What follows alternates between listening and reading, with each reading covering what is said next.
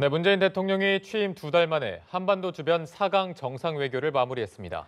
공통 이슈인 북한 문제에 있어 상당 부분 의견 일치를 끌어내는 동시에 한반도 이니셔티브를 확보했다는 점이 성과로 평가됩니다. 이경희 기자입니다.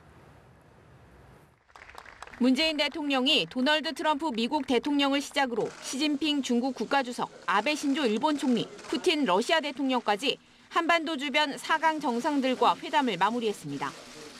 취임 58일 만으로 국정농단 사태로 반년 이상 이어진 정상 외교 공백을 빠른 속도로 메웠다는 평가가 나옵니다. 특히 최대 동맹국인 미국 트럼프 대통령과는 정상회담에 이어 G20 만찬까지 일주일 새 2차례나 만나며 우리 주도의 한반도 문제 해결에 대한 지지와 함께 확고한 공조태세를 확인했습니다. 트럼프 대통령과 저는 북핵 문제 해결에 최우선 순위를 두고 관련 정책을 긴밀히 조율해 나가기로 하였습니다.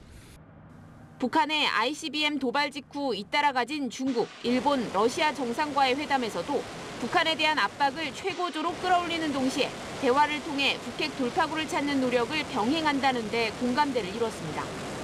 특히 문 대통령 취임 이후 처음으로 만찬을 함께한 한미일 정상은 사상 첫 공동성명을 발표해 전통적인 핵심 우방의 삼각공조를 과시하기도 했습니다. 그러나 사드 문제와 위안부 합의에 있어선 당사국 간 확연한 입장차를 재확인해 풀어야 할 숙제로 남게 됐습니다.